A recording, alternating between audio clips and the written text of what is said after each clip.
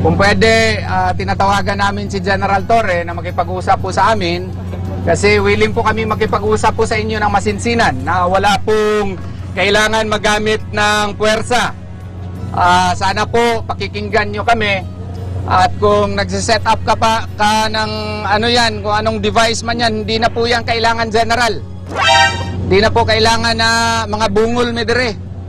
Sa Rule 113 Section 11, kailangan nyo man pala magpaalam sa may-ari ng KOJC compound. Hindi po pwede na diretso lang po ipabingin nyo po kami. Pwede. Ginawa natin dali. Sige, we'll hold our line also. Ito ha, alam ng buong mundo, nakipag-usap kami ng maayos dito sa general na ito. Yung general na Polpol, Torre Bogok. Warrant ako, paano to? Asan ang warrant? Saan? Legal! Maganda po. Basta legal. Thank you.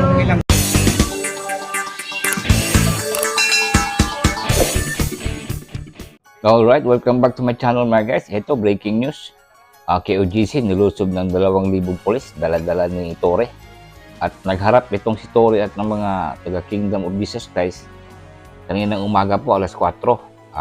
Sinabi ni Torre na maghahain po sila ng warrant of arrest. Question naman ng abogado ngayon, ayaw tanggapin ni Torre. Gusto niya na lang daw, mag-complain na lang daw. At saka binigyan na niya ng 30 minutes mga guys dito, makikita natin na nagsisinungaling si Torre. Sabi niya 30 minutes, whether you like it or not, papasok kami. Pero hindi pa umabot ang 30 minutes, winasak na ang sa gilid ng KOJC ng mga naka-full battle gear. Oo, makikita niyo dito, winasak na nila. Hindi sila tumupad sa usapan, nasa harap po ng taong bayan, ang dami pang media. So dito natin makikita itong si Torre na napakasinungaling. Oo, napakasinungaling itong kinayupak na pulis na to. Oo, makarma din tong tao na to. At saka, sige na nga guys, tunghayan natin to kasi grabe ang kaganapan kaninang madaling araw. Sigo. Oy, wag ka magtago! General, hindi po kailangan po ang dahas po. Hindi po kailangan. Kung pwede, mag-usap lamang po tayo. Kasi marami po mga sibilyan po dito. Hindi po kailangan ang dahas po, General. Kung pwede, makipag-usap lang tayo po. Ayan siya. Sana po maintindihan ninyo. Oo. Hello, General. Magandang umaga, General. Magandang umaga. Warrant ako, paano to? Asan ang warrant? Saan? Legal! Maganda po. Basta legal. Thank you. Ilang, sir? Legal, warrant natin. Oy, legal, asan na? Legal! Ayan. Ayaw mo mag-vote kahit na para makita natin ang legal. Ito na legal, mo speaker. O sa mga media, mga local media na nakatutok ngayon dito, alat nasaksihan po ninyo ang katotohanan. Sana wala pong bumaliktad na balita mga kababayan.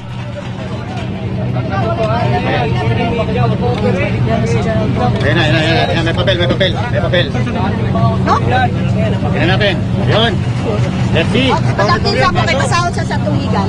Saham. Okay, this is an alias warrant of arrest address to Sylvia Simanes. Pero ang address dito, sir, Pasig City, Metro Manila, sir. Itong kay Sylvia Simanes po. Oo. Pasig. Oo. At kahit Pasensya saan po. namin pwede yan, kahit na yan ay Pasig. And elsewhere, basahin mo, attorney. Excuse me, yung elsewhere mo ha. Dali muna, ma'am. Sige Mag-usap po. kami dito ng maayos. Sige lang po. Oh, yes, ma'am. Sir, kasi ito, kasi ito enclosed building. Attorney. So yung Ganito, address sana, sir. attorney. Yung Ito, address ganito. sana. Oo. Ito, attorney. Yes, sir. Hindi ito ang lugar para tayo magdebate. Yes, sir. Kung may Yes, sir. reklamo ka, maghahain ka na lang ng reklamo. Pero ngayon, ipaalam ko papasok sana, kami sa ayaw at sa gusto mo. Okay? Okay? Ipaalam ko lang ito sana. Sige, ano gusto mo sabihin? Sir, ganito po. May certification po ang NBI, sir. Immaterial yan, attorney. Na-serve na daw yung alias Immaterial yan, warrant. attorney. Immaterial Na-serve yan. na daw. Oo. Immaterial yan. Akin na yung papel ko. Ito. Bibigyan namin kayo- Si Sylvia Simanes na ito, sir. Mag-usap Oo. kayo, attorney. Mag-usap kayo ng 30 minutes. Bibigyan kita ng 30 minutes dyan. Papasok kami sa ayaw at sa gusto mo.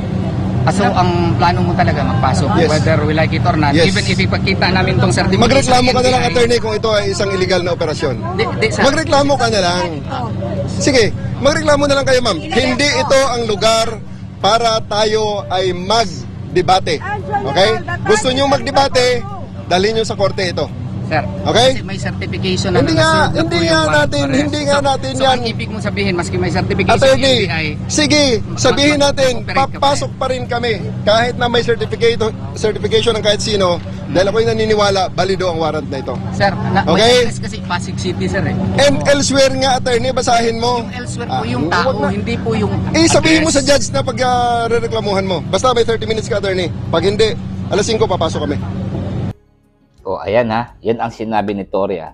Pero pagmasdan ninyo after a while mga guys, eto, winasak bigla itong sa kabila. Ha? May CCTV pang sinira. Bakit ayaw nilang makita ng taong bayan? Bakit kailangan nila sirain yung CCTV? Diba? Baka mayroon silang gawing ayaw nilang makita ng mga tao. Yan ang mahirap dyan. So dito, patuloy na talaga nilang winawasak yung gate ng KOGC. That's a private property.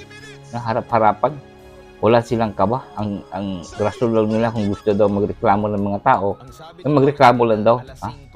Basta gawin lang nila ang gusto nila. Ito hinayup talaga to si Tore. Buksan yung gate. Hindi lang po kayo mapasok, sir. Sir, hindi po namin kaya lahat, sir. Lahat kami. Asa na bill po, sir? Yes, sir, yes, sir. But we are unveiling on your heart, sir. As a citizen, sir. I'll make sure na orderly ang search na ito. Okay? Orderly ang search na ito. Yes, sir, yes, sir. Wala po kami planong mag-resist sa inyo, sir. Open nyo lang ang gate. Okay na tayo. Yes, sir. Yan, hanggang inumaga na sila guys ha. Ala, sige. Pasyal-pasyal ka dyan sa loob. Oh, tinanong kanina itong si Tore na sigurado 100% ba kayo andyan si Kibuloy? Hindi makasagot, umiwas. Di ba? Oh, inumaga na sila. Paikot-ikot na sila. Parang sila namamasyal, mga gago. Sabi pa ni ni PBO, "Oy, mga bobo, wala dyan si Kibuloy." Mga bobo talaga ng mga polis. Ilang beses na nilusob dyan. Nilusob na ng NBI. Ha? Tapos ngayon, sinabi ni attorney, hindi na pwede General Torre kasi meron ng report ng NBI na pinasok na nila. Ha? Inisikit na nila ang warrant of arrest. Hindi kikilalanin ni Torre. So ano yung ibig sabihin mo? Ikaw ang nasa poder na batas, hindi mo kikilalanin yung NBI? Gago talaga tong Torre na to. Oh, sino yung trending na si Pares? Diwata. Itong si Diwata, maepal talaga to. Tingnan mo yung helmet niya. Oh, meron pa siyang GoPro. Mag-vlogger ka na lang, Diwata. Tama, no? Vlogger pala yung si Diwata. Sorry, Diwata, hindi ko nilalayag yung pagmumukha ko. Talagang may kahawid na po kayo ni General Torre. Ayan yung mga gunggong na pulis. Ha? Paikot-ikot na sila ngayon para silang namamasyal. Mga gago. Ha? Pinayagan na nga kayo naninira pa kayo.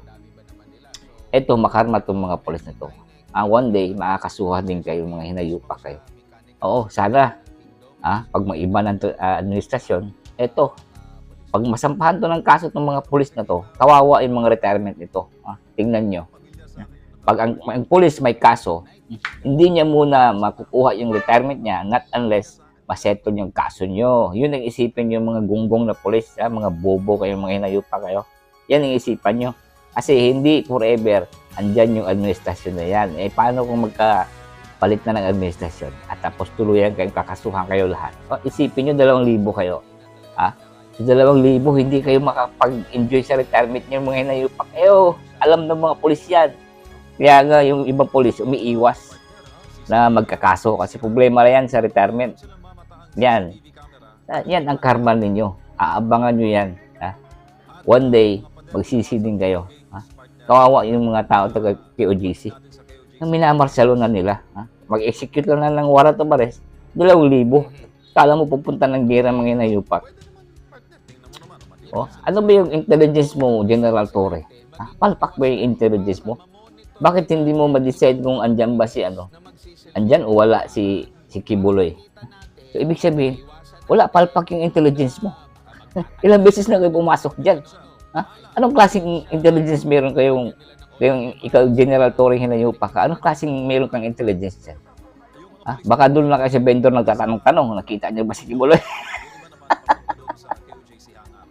Alaki pa naman ng budget ng intelligence niyo. Ha? Hindi niyo malaman kung saan ba talaga, kung anong whereabouts. Diyan lang kayo nakatutok sa KOGC. Paano niyo makikita ang taong ganyan? Gugot. Diba? Kabubuhan talaga itong ginagawa ni Torre. Alright. Guys, comment naman kayo dyan kung bobo ba itong si Torre o hindi. Yeah. At saka shoutout nga pala sa mga nag-comment. Dito papakita ko. Yan, makikita nyo yung mga pangalan nyo dyan na nag-comment po sa last video ko. Shoutout po sa inyong lahat. Maraming salamat po sa mga comments niyo. At itong comments naman nila, patungkol ito doon sa congressman. Tinatanong ko yung mga tao, makinig kayo mga congressman. Tinatanong ko yung mga tao kung totoo bang corrupt ang mga congressman. Kasi ito si Dan Fernandez, nagdrama-drama. Sabi niya, nasaktan daw sila kasi sinabihan silang corrupt. Tinanong ko ang taong bayan ngayon, ito ang kanilang reply. Tingnan nyo ang mga message. Halos sila lahat nagsasabing puro corrupt kayong mga congressman. Kaya shout out dito sa mga nag-comments. Thank you so much for your comments mga guys. It really helps my channel to grow. And a special shout out to this man from Filipino Overseas, sa mga bagong bayani po kayo. At ito nga, tingnan nyo ang mga comments. Lahat, halos lahat, nagsasabing corrupt kayo dyan, Dan Fernandez, ako, mga congressman. Sabi ng mga tao, sinisigaw nila, kung hindi kayo corrupt mga congressman, open your freaking book. Ipakita nyo yung mga proyekto nyo. Ipakita nyo. Bakit nyo, kahit pa nga yung confidential funds ni Sara Duterte, confidential nga, pilit yung pinapakuha. Yung mga proyekto nyo kaya, bakit hindi nyo pinapakita? Mga gago kayo, mga hinayupa kayo. Di ba? Ito pang ibang mga vlogger na bangag, binabaliktad. At ayaw pag sinasabihan nila ngayon na bayaran, excuse me po, this is volunteer. Hindi po ako nanghihingi ng kahit kanino pang bayad. Ito po, nagsasalita kami kasi kaming taong bayan na nagtatanggol ngayon sa mga Duterte. Yan ang sitwasyon ngayon. Isipin nyo, halos lahat ng mga politiko kinukontra si Duterte. Pero kung pupunta ka sa taong bayan, di ba? Di ba mga guys, comment kayo dyan. Kung pupunta ka sa taong bayan, ano ang sinisigaw? Siyempre Duterte. Yan ang diferensya sa politika ngayon. Ang mga tao ang rumiresback para sa mga Duterte. Kasi yung administration halos sa kanila lahat. Kongreso sa kanila lahat. Hindi makagalaw yung iba kasi siyempre mawawalan din mga proyekto. Ito si Tambaluslos. Kaya ito kami, mga taong bayan ngayon ang nagtatanggol sa mga Duterte, sa mga pang-aapi nyo. Akala nyo gaganda yung mga pangalan nyo sa mga paninira. Uy, mga bubo! Lalo yung ginagawa niyan, mas lalong lalayo ang taong bayan sa inyo. Kasi very obvious na paninira lang mga ginagawa nyo. Kayong mga congressman, kayong mga atakdog ni Tambaluslos. Dapat lang kayo ipa-drug test lahat. Alright mga guys, thank you for watching and don't forget to drop a comment and put a like naman. Thank you for watching.